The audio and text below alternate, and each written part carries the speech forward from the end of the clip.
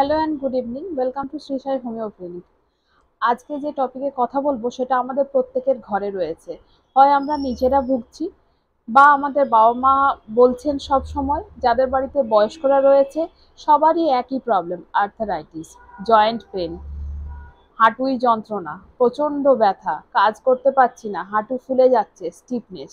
আসুন এর ব্যাপারে আমরা একটু জানি আর এর হোমিওপ্যাথিক ট্রিটমেন্ট একটু জানি। আর্থারাইটিস কি? এটা আমরা ক্যারেক্টারাইজ করতে পারি সিভিয়ার পেন থাকবে, যার সাথে ইনফ্লামেশন থাকবে, যার জন্য আমাদের জয়েন্ট স্টিফনেস হয়ে যাবে আর আমাদের মুভমেন্টকে রেস্ট্রিক্ট করে দেবে। এটাকে আমরা বলতে পারি আর্থারাইটিস। আর্থারাইটিস অনেক টাইপের হয়, মূলত 3 টাইপ আমি বলছি। অস্টিও আর্থারাইটিস, এক্ষেত্রে আমরা বুঝবো কি করে, নি মানে হাঁটুতে খুব বেশি ব্যথা থাকে। আর কি হয়, আমরা এক্সরে করলে বুঝতে পারি যে সাইনোভিয়াল ফ্লুইড যেটা হয় হাঁটুর, সেটা আমাদের কমে যায়। রিউমেটয়েড আর্থারাইটিস হলে কি হবে, আমাদের আরএ ফ্যাক্টর শরীরে বেড়ে থাকবে। আর গাউট হলে আমরা দেখতে পাবো যে আমাদের শরীরে ইউরিক অ্যাসিডের মাত্রা বেড়ে রয়েছে। আর্থারাইটিসের জন্য আমরা ঘরে ঘরে দেখতে থাকি যে আমাদের মায়েরা, আমাদের বাবারা বা আমার কাছে অনেক পেশেন্ট আসে যারা ডেলি লাইফ অ্যাক্টিভিটিসটা তাদের বন্ধ হয়ে যায়। তারা নিচে বসলে উঠতে পারে না, হাঁটুয় প্রচণ্ড ব্যথা থাকে, ইনফ্লামেশন হয়ে থাকে, রেড হয়ে থাকে, সোয়েলিং হয়ে থাকে, ওঠা বসা করতে পারে না।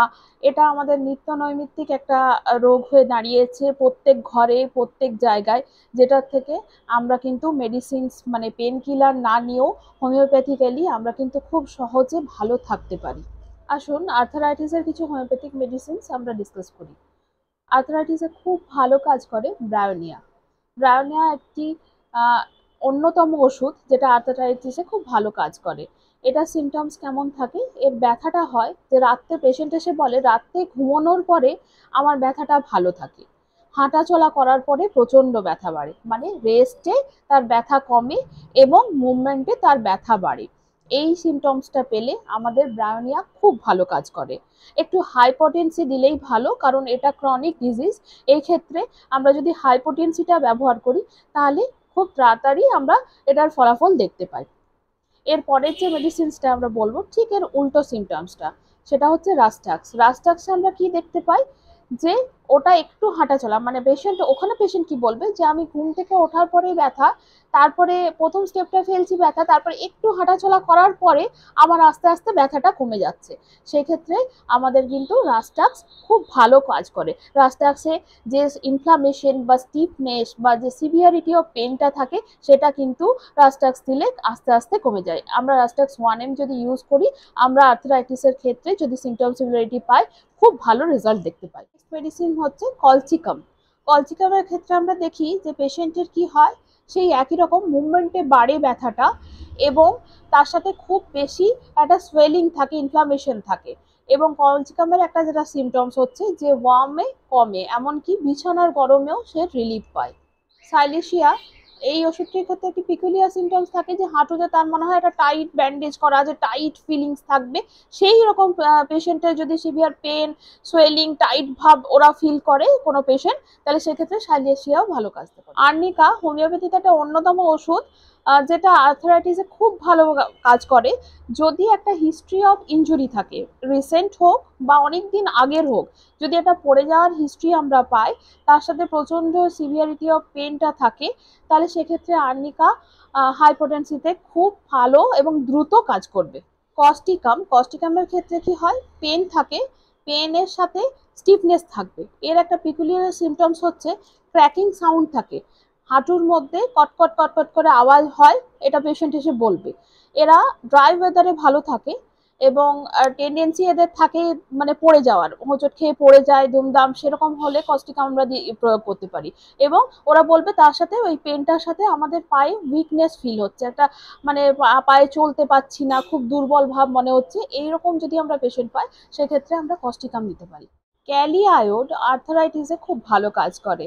ক্যালিআয়োড কেমন হবে পেশেন্ট, যে এক্সট্রিম পেন হবে, সিভিয়ার পেন, এতটা পেন যে সেনসিটিভ টু টাচ, টাচ করতে দেবে না, তার সাথে সোয়েলিং থাকবে।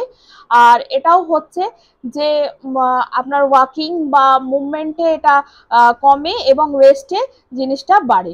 এইরকম পেশেন্ট পেলে আমরা খুব সিভিয়ার পেন উইথ সোয়েলিং, মানে একদম সিভিয়ার এতটাই যে টাচ করতে দেবে না, সেক্ষেত্রে ক্যালি আয়োড কিন্তু খুব ভালো কাজ করবে। লিটাম্পাল এর একটা পিকুলিয়ার সিমটমস থাকবে যে পেন আর সোয়েলিংটা রিলিফ পাবে আইসি কোল্ড অ্যাপ্লিকেশনে, যদিও পেশেন্ট কিন্তু কোল্ড ওয়েদারে ভালো থাকে না। এটা হচ্ছে লিডাম্পালের পিকুলিয়ার সিমটমস। এই সিমটমটা যদি আমরা পাই তাহলে সেক্ষেত্রে কিন্তু লিডাম্পাল খুব ভালো কাজ করবে। এরপর আমার একটা পার্সোনাল এক্সপিরিয়েন্স শেয়ার করি আপনাদের সাথে। যদি আর্থরাইটিক পেন হয় বা স্পেশালি যদি মানে গাউট যেটা হয়, গাউট যেটাতে আপনার ইউরিক অ্যাসিড লেভেলটা আমরা বডিতে বেশি পাবো, সেক্ষেত্রে বা এমনি আর্থরাইটিক পেনের ক্ষেত্রেও আমি দেখেছি আমার ক্লিনিকে যে গুয়েকাম মাদার যদি আমরা ইউজ করি, এটা হচ্ছে আজকের টিপ, যদি গুয়েকাম মাদার আমরা ইউজ করি 15 ড্রপস হাফ কাপ ওয়াটারে থ্রাইস এ ডে, তাহলে কিন্তু উইদিন এ মান্থ আমরা কিন্তু অনেকটা মানে একদম 60% ব্যথাটা কম পাবো পেশেন্টের কাছ থেকে। অনেক সময় রাস্টাক্স, ব্রায়োনিয়া, আর্নিকা, লিডাম চারটে কম্বিনেশন করে যদি দেয়া হয়, severe chronic cases of arthritis থাকে, তাহলে সেক্ষেত্রেও কিন্তু খুব ভালো রেজাল্ট পাওয়া যায়। আজকের মতন এইটুকুই। আপনাদের কোনো কোয়ারি থাকলে বা নেক্সট আপনারা কোন টপিকের সম্পর্কে জানতে চান, আমাকে কমেন্ট করবেন। আর please subscribe my channel. Till then ভালো থাকবেন। Good bye, bye by.